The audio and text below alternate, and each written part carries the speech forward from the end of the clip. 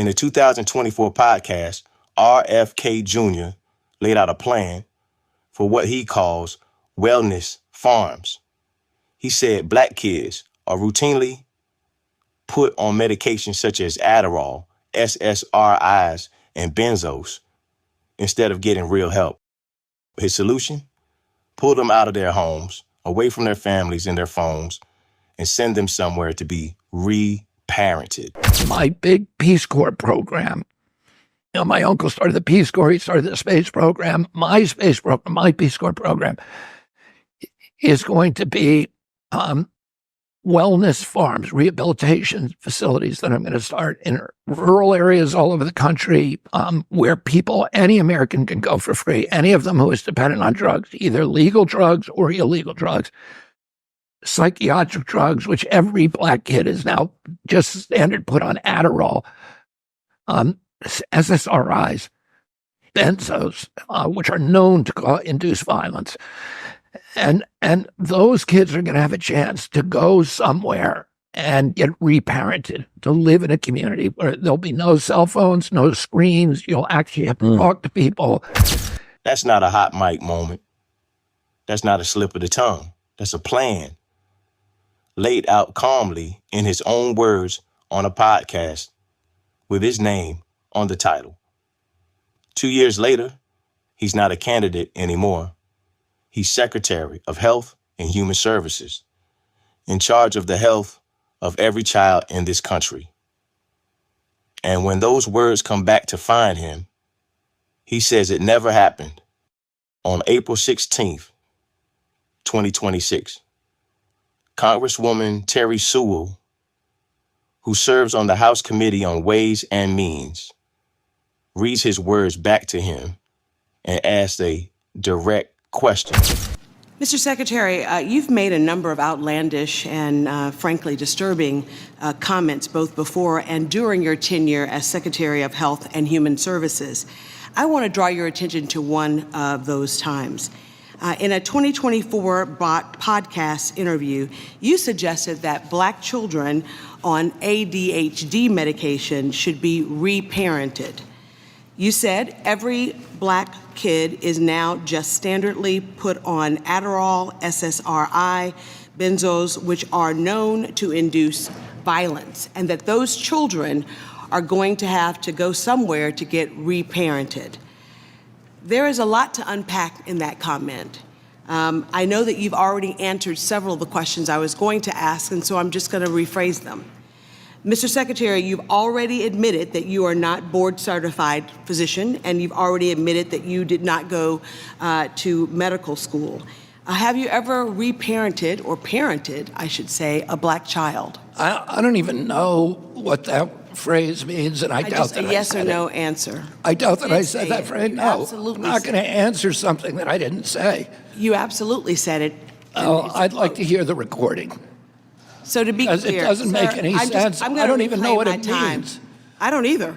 That's why I'm asking. And by the way, so to be clear, you're not a doctor, you have no medical degree, and you have no formal medical training. You have never parented a black child. 24 of the 26 HHS secretaries have not had medical degrees. This is my time.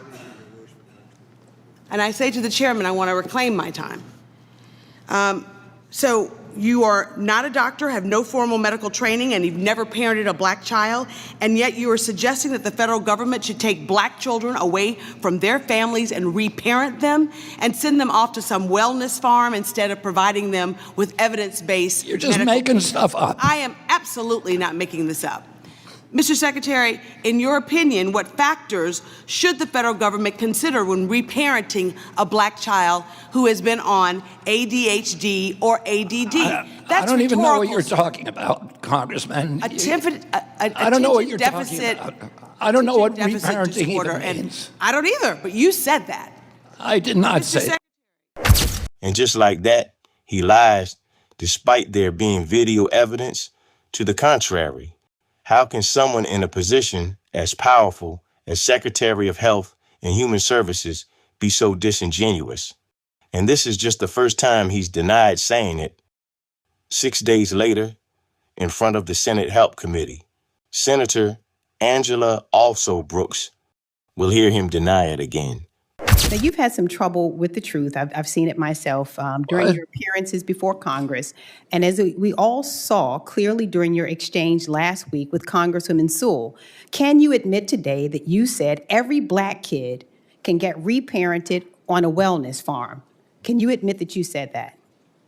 And get reparented on a wellness. Well, let me read exactly what you said. You said every Black kid is now just standard, put on Adderall, on SSRIs, benzos, which are known to induce violence, and those kids are going to have a chance to go somewhere and get reparented, to live in a community where there'll be no cell phones, no screens. You know, you claimed, in fact, you went on to say, actually the whole transcript was even worse. You said that if you could, you would send, quote, every Black kid, again, your words, not mine, to go live on farms and work. Is that your I would have to hear that recording because Well, I have the recording. I have no memory of saying anything like that. Yeah, well, I actually have the recording that I can give to you, but it is absolutely what you said. And if you want me to play it, I can play But it. if you ask me what my opinion is, I do not believe that every Black kid should be reparented on a wellness farm or whatever, and I have never believed that. Well, you said it, sir. I have the video here. In fact, I'm your telling own you, mom- I don't believe it. That's not my vision for our country. Well, or I'm for the glad Black because it was community. ignorant to say, it was dangerous, and it was irresponsible. Well, if I said it, I apologize, but I'd have to see the transcript. With Sewell, it was a flat denial. I never said it. Now in front of Alsobrooks, someone ready to read the quote back word for word. Kennedy shifts the goalpost. He's not saying it didn't happen anymore. He's just conveniently forgetting that it did. 2 hearings.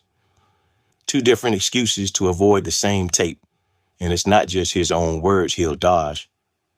Next, in front of the House Committee on Education and Workforce, Congresswoman Summer Lee presses him on a crisis that's actually killing Black mothers. So this is Black Maternal Health Week, so I'll just start there. Secretary Kennedy, I'm sure you're aware that Black women are at least 3 times more likely to die from pregnancy-related causes than white women. The vast majority of those deaths are preventable. Black women in my district are more likely to die during pregnancy than their peers in 97% of U.S. cities. Your written testimony mentions maternal and child health 4 times, but from what I've seen, the NIH canceled grants researching Black maternal health. Your administration's fiscal year 27 budget proposes eliminating Healthy Start, which is one of the federal government's primary community-based maternal health programs. And you've made it a priority of HHS to end diversity, equity, and inclusion. So yes or no, my question for you is, if a medical school or a public health school educates students about addressing the Black maternal mortality crisis, would you consider that an illegal DEI? No. No, you would not? No. Great. I do hope for the medical schools, the universities, and the accreditors, your administration has been threatening that they're watching this and take this directive to continue teaching about and addressing the Black maternal mortality crisis. And I expect your agency to restore and expand funding and support for that work. Also, yes or no, do you think consuming more protein and avoiding Tylenol will prevent Black women from dying 3 times more likely during a pregnancy? I doubt it. Tylenol doesn't kill So you. then why aren't you putting forth serious policies that actually address the health crises in this country instead of just these unserious conspiracy theories and this wellness influencer mess that we Do you want me to answer that question, or are you just talking? No, it's a question. We are doing more on maternal health than any other administration. No, I said Black maternal health. On maternal health. Black maternal health. That includes Blacks and whites. But the thing is that they're actually not the same outcomes, which means that we need specific and intentional interventions for Black maternal health and Black infant. Can I finish? I'm saying. Are you going to answer that? Yeah, we have right now, we've implemented a perinatal pilot project that we're in 220 hospitals around the country. And we have reduced maternal health mortalities by 42% of those hospitals by providing them protocols. Can you please share what the reduction has been for Black maternal health? Across the board, it's 42%. But Black maternal health still has worse outcomes than other people. I wouldn't know. It helps everybody. But it isn't. Object to that? Okay, thank you. It is not. I do want to just, for the record, state that. It does not help everyone. Your agency told programs to remove a list of nearly 200 words and phrases from their funding applications, including the word Black. Do you have an idea of how we could solve the Black maternal mortality crisis if we can't say Black? President Trump is trying to end division in this country, not so Sorry, division. not eviction. During the last 4 years. That's what DEI did. It divided people. It polarized people. No. We're not talking about eviction. We're talking about I'm healthcare. calling about DEI. We're talking about healthcare. Yeah. Disparities. So what we're asking is if you attack DE&I and then we have a crisis that impacts one population over another, but you cannot direct specific spending or research or interventions to that population, how do you solve the problem? Do you think the federal government should be paying for DEI? I think the federal government has a vested interest in ensuring that its citizens survive childbirth. Well, we are meeting that obligation. We are not. Oh, that I can explain to you how we are. You have not done so far. But also I would say that, we can improve healthcare for everybody at the same time as helping the people who are most likely to die. That's what DE&I, well, first of all, DE&I makes sure that we have Black doctors or women doctors or that we're talking about the fact that we have a mortality rate that is not matched by any other country as what we would call developed as ours. Really quickly, in yesterday's Ways and Means Committee hearing, you denied saying that every Black kid is now just a standard put on Adderall, SSRIs, benzos, which are known to induce violence, and those kids are going to have a chance to go somewhere else and get reparented. Why did you deny saying this? Why did I deny payment? No, why did you deny that you said that every Black kid is now just standard put on Adderall, SSRIs, benzos, which are known as to induce violence, and that you would rehome them? Well, it's largely true that Black kids, because it's easier to handle people, and a lot of the public. And you're going to rehome them? No, I never said that we should rehome them. That's the pattern. Say it when you think no one's counting. Deny it when someone does. Deflect when you can't deny it. Apologize only once the denial stops working. And even then, only to the tape, never to the idea. The same man denying he ever wanted to take Black kids from their homes is the one deciding whether the crisis-killing Black mothers get studied, funded, or even named. If you want the full picture on that crisis, a video addressing Black infant and maternal mortality, it's already on this channel. This is Black fatigue. Watching people in power get caught, get cornered, and still walk away with the least accountability possible.